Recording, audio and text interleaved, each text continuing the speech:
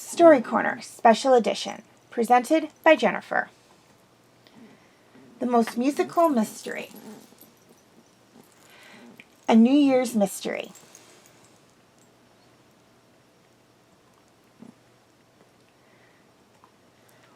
Sheriff Charles Jones was seldom thrilled by the arrival of the bossy former school teacher Angela Potts, especially at the start of a brand new year.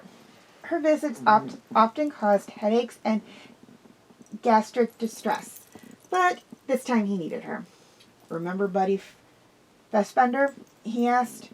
Angela plopped into a chair. "The guy who said you were too dumb to be sheriff?" "Thanks for remembering," he sighed.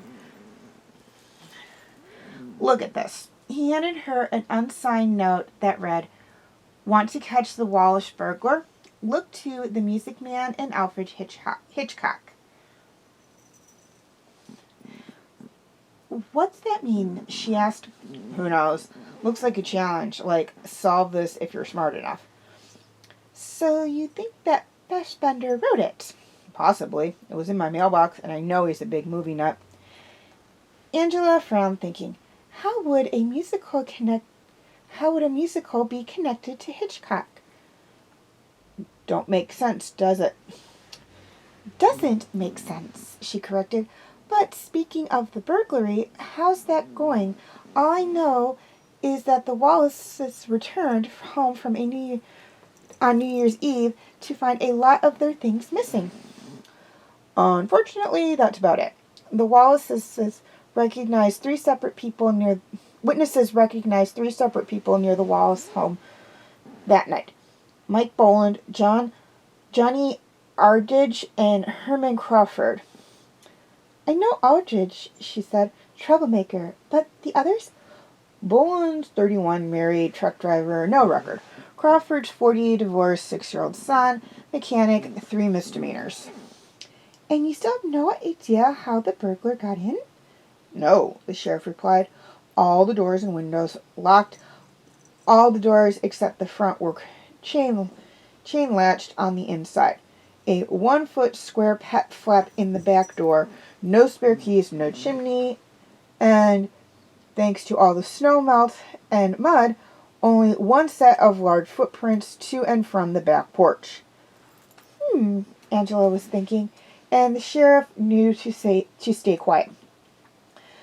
Finally, she said, "Okay, I think I know the clue in the note." "How?" "I don't think it means the movie The Music Man. I think it means who was the man who made the music for Alfred Hitchcock." "What?" "The composer for the scores of the 7 Hitchcock films, including Psycho and Vertigo, was," ready for this, "Bernard Herrmann." The sheriff blinked. "Herman, as in Herman Crawford?" Charles scowled. "I ain't arresting someone based on that." "I am not arresting someone," she said, "but you could question him. I think Herman's your burglar, even without the note." "How do you figure that?" "His pint-sized accomplice." "The doggy door, you mean?" "Forget it. Even if his son had squeezed through, they couldn't have gotten some of the stolen stuff out that way.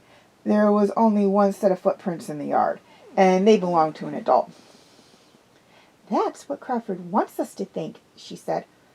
"Okay, how do you do it?"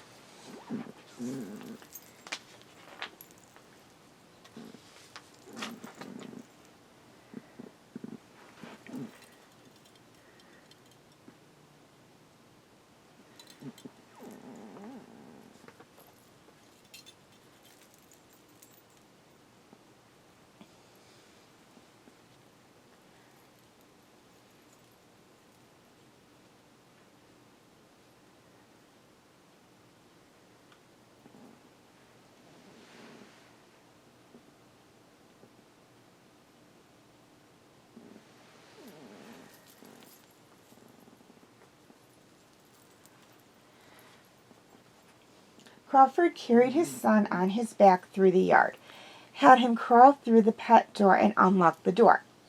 Then, after the loot was bagged, his son relocked the door, crawled through the flap, and rode on his dad's shoulders home.